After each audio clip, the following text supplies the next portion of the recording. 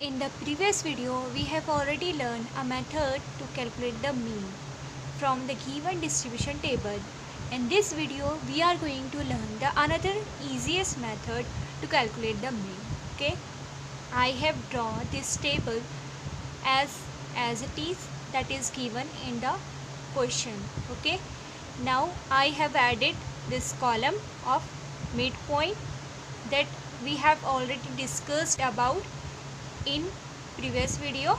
Okay, that is here midpoint is calculated as the addition of these two values divided by 2. Here x1 is 30 plus x1 is 30 plus 34 divided by 2, that is 32.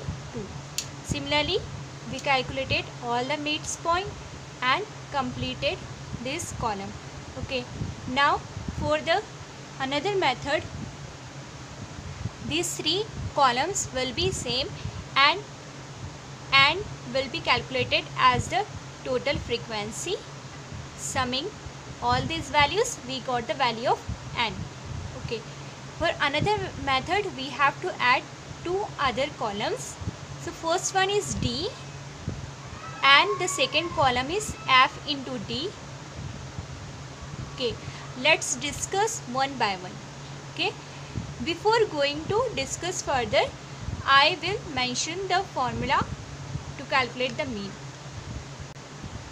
Mean can also be represented as the x bar. Okay, x bar is equals to assumed mean plus summation fd divided by n multiplied by I. Okay, let's discuss these terms one by one. So the first term is am, that is called as assumed mean.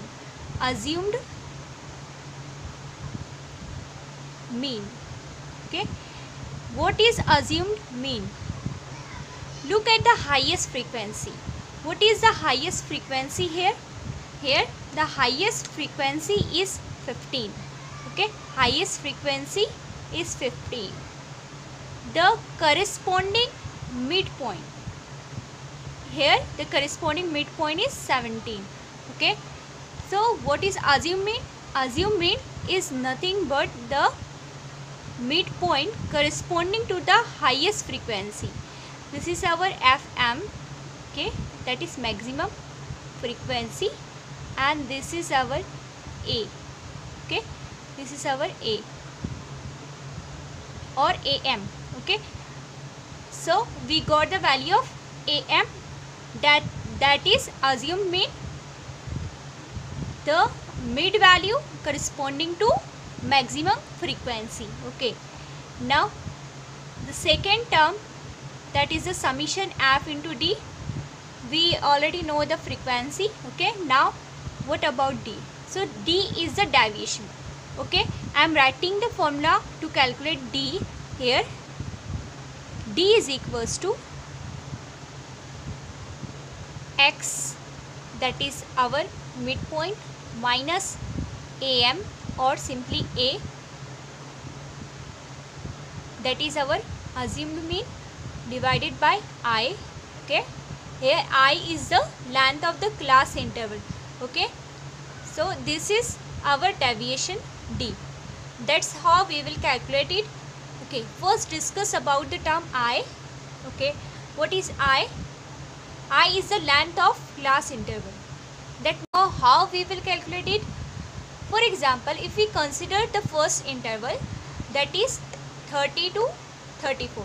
So the length of this interval will be, count the numbers, 30 including 30. Okay, 30, 31, 32, 33, 34. So these are 5. Okay, so I here I will be 5. We got the value of I, AM and X. So we can find the values of D, and by this we will find the value of FD and summation FD. We have already calculated the value of N and I is 5. That's how we will get the value of mean. So let's do it. First I am writing the values that we already got. Okay, so first we have got the value of n, that is 60. Next we got the value of a or am, that is assumed mean, is equals to 17.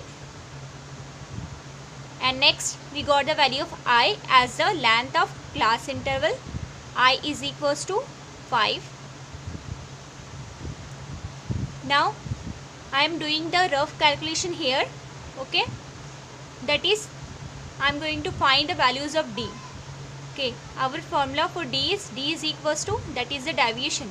Okay, d is equals to x minus am divided by I. Okay, so that d1 what will be the d1? d1 will be x1. So here x1 is 32. Our am is 17 divided by I. Our I is 5. Okay, it will be 15 by 5, that is 3. So we got the d1, write it 3. Similarly we can get the values of d2, d3 and so on. Okay, we have a simple method to find the values of d, as first of all write the 0 corresponding to the assumed mean. Okay, here assumed mean is 17. Okay, corresponding to that write a 0 in the column of d.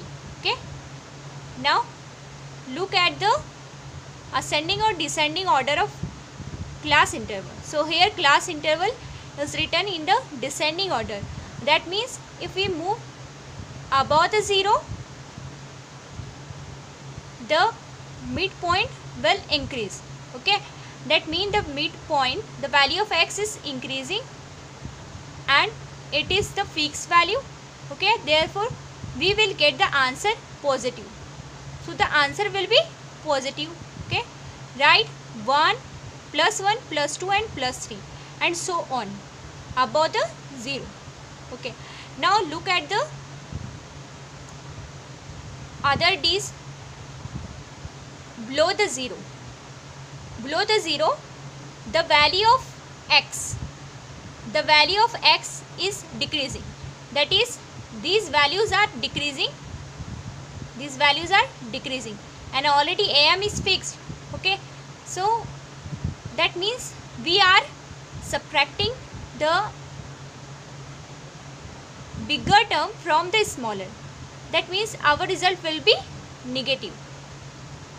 So here write -1, -2, -3. The same process will be followed in every question. That is, you have to write 0 at the place of corresponding to the assumed mean.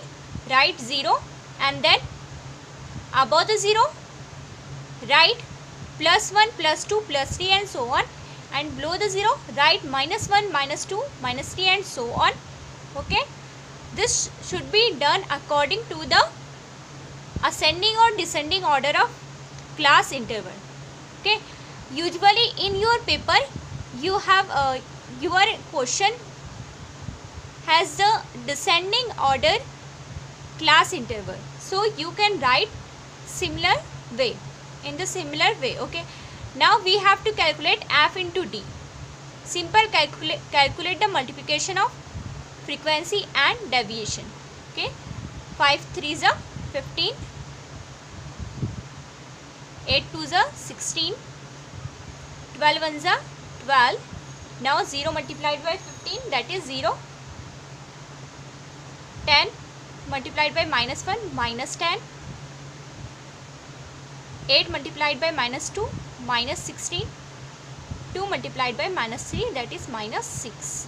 Okay, now we have to calculate summation f into d.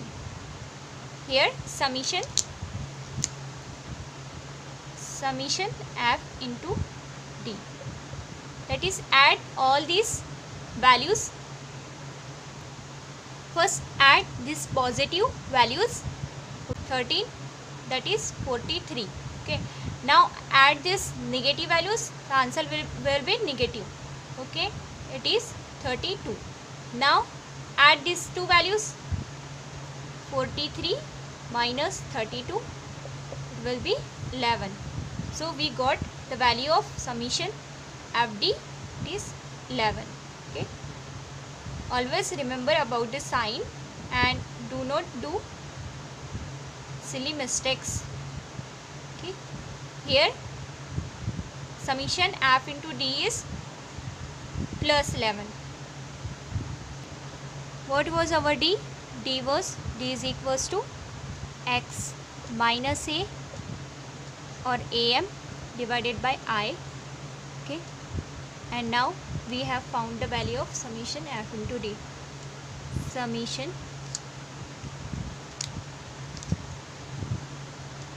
F into D is equals to 11. Now put all these values.